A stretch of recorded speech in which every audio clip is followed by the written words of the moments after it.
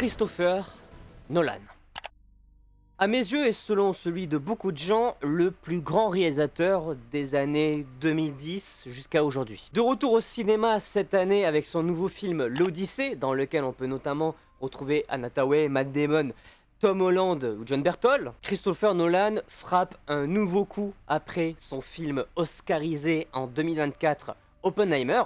Mais la question ici n'est pas de définir quel est le plus grand film qu'il ait fait. Non, aujourd'hui évidemment la question est tout autre. Je vous ai posé la question sur internet et vous avez dû faire des choix pendant à peu près 4 ou 5 jours. Quel est votre film préféré du réalisateur Christopher Nolan? Eh bien oui, le tournoi des réalisateurs est enfin de retour. J'en profite à chaque fois qu'un film d'un nouveau réalisateur sort au cinéma pour faire un tournoi sur celui-ci. Alors vous allez me dire, j'ai pas fait Spielberg avec Disclosure Day, mais Spielberg ça a déjà été fait sur la chaîne il y a de ça quelques années.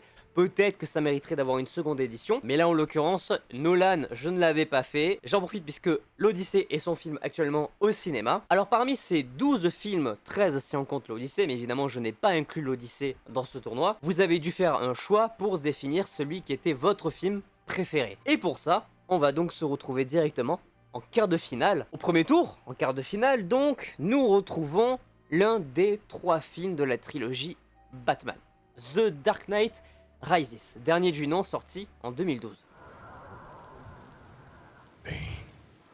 Let's not stand on ceremony here. Mr. Wayne. Un grand film, une conclusion épique du personnage de Batman, du moins sur cet univers. En quart de finale, Dark Knight Rises affronte ce qui est souvent cité comme le film préféré de la plupart des gens, et vous allez voir que dans ce tournoi, il s'est passé quelques petites dingueries, dont la première. En quart de finale, Dark Knight Rises affronte Interstellar.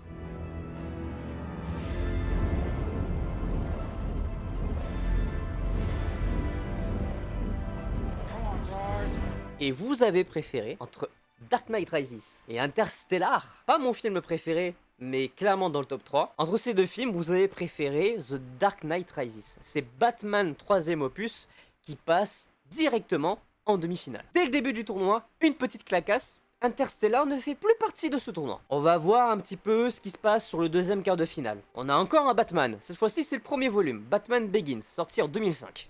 What the hell are you? I'm Batman. Qui affronte l'un des plus grands films de tous les temps. De toute façon, Christopher Nolan n'a selon moi pas fait un seul mauvais film. Batman Begins affronte Inception.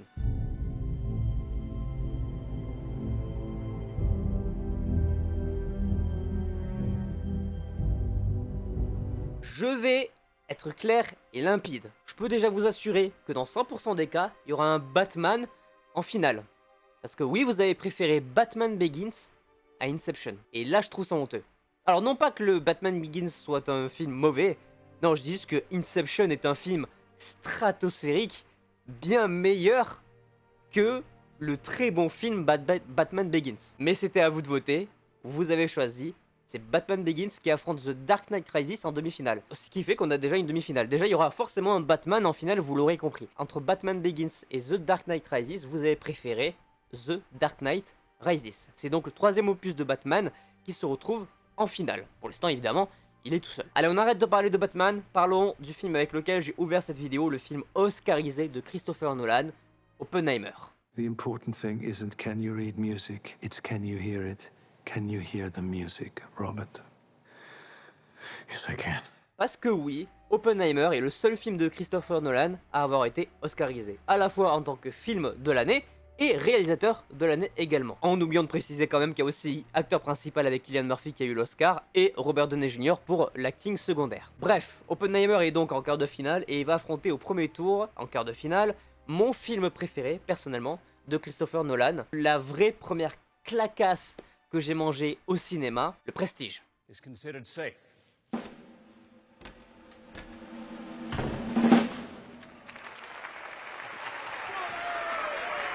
Oui, déjà, Le Prestige est mon film préféré all-time de Christopher Nolan. Et il fait partie de la shortlist de mes films préférés tout court, jamais vu. Mais ici, c'est un tournoi communautaire, c'était à vous de voter. Je peux l'entendre que vous ayez préféré Oppenheimer, puisque c'est le cas. Entre Oppenheimer et Le Prestige, vous avez voté pour Oppenheimer. C'est donc lui qui se retrouve en demi-finale. Et donc, dernier quart de finale, on retrouve d'un côté son premier film, Memento. I'm not a killer. I'm just someone who wanted to make things right. Là aussi un film qui m'a mis une sacrée clacasse la première fois que je l'ai vu, et en plus de ça, son tout premier film. Le problème, c'est que face à Memento se retrouve l'opus dont on n'a pas encore parlé jusqu'ici, ce monstre du cinéma super-héroïque.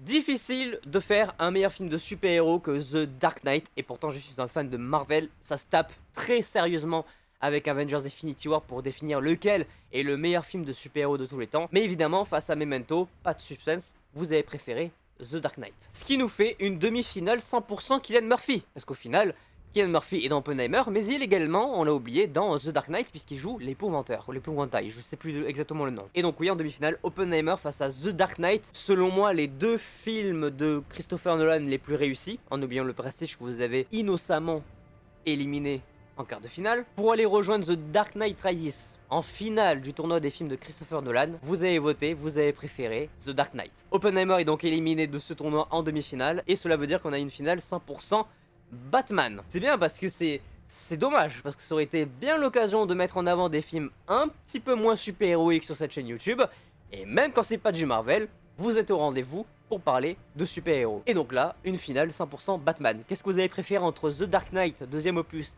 et The Dark Knight Rises, troisième opus du Batman de Christopher Nolan avec Christian Bale? Ben, vous connaissez la chanson, vous aurez la réponse après cette outro. Merci d'avoir regardé cette petite vidéo sur le tournoi des films de Christopher Nolan. N'hésitez pas à aller voir l'Odyssée au cinéma et me donner vous votre avis dans les commentaires. Moi j'ai adoré, j'essaierai d'en faire une critique prochainement si je trouve un petit peu de temps. Petit pouce bleu si la vidéo vous a plu, petit abonnement pour ne pas manquer les prochaines. Et sur ce évidemment je vous laisse avec le gagnant de cette vidéo. Portez-vous bien, c'était votre Captain, à la prochaine.